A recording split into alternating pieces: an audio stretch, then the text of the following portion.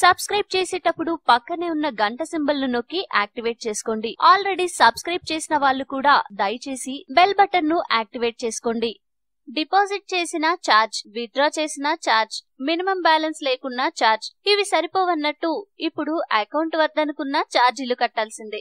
100-200 కాదు, ఏకంగా 575 రూపాయల ఛార్జ్. సేవింగ్స్ ఖాతా క్లోజ్ చేస్తే 575 రూపాయల ఛార్జ్ కట్టాలి. కరెంట్ అకౌంట్ అయితే 1000 రూపాయల ఛార్జ్. ఇదిలా ఉంటే ఏప్రిల్ 1 నుండి అమల్లోకి వచ్చిన నిబంధనలు ఇవే. ఎస్బీఐ ఏటీఎంలలో విత్డ్రా 5 సార్లు దాటితే 10 రూపాయల చొప్పున ఫైన్. ఇతర బ్యాంకుల ఏటీఎంల నుంచి క్యాష్ విత్డ్రాలకు 3 సార్లకు పరిమితం. ఇది దాటితే 20 రూపాయల ఛార్జీ. నెలకు 3 నగదు డిపాజిట్లు ఉచితం. 4 డిపాజిట్ నుండి సర్వీస్ ట్యాక్స్ తో పాటు 50 రూపాయల ఛార్జీ. మెట్రోపాలిటన్ నగరాల్లో ఉన్న బ్యాంకు శాఖల్లో కనీస నగదు నిల్వ 5000. దీనిలో 75% కన్నా తక్కువ ఉంటే 100 రూపాయల జరిమానాతో పాటు సేవా పన్ను. కనీస నగదులో కంటే ఖాతాలో 50% తక్కువ మొత్తం ఉంటే సర్వీస్ ఛార్జీతో కలిపి 50 రూపాయలు జరిమానా. ఎస్ఎంఎస్ అలర్ట్లపై నెలకు 15 రూపాయలు ఛార్జ్. కరెంటు ఖాతాలో కనీసం 20,000 నిల్వ ఉండాల్సిందే.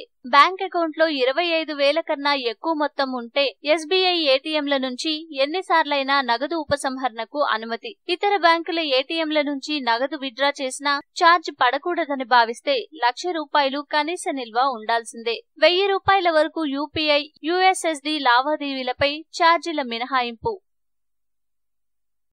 ఈ వీడియో మీకు నచ్చితే లైక్ చేయండి, అందరికీ షేర్ చేయండి, కానీ సబ్స్క్రైబ్ చేయడం మాత్రం మర్చిపోకండి.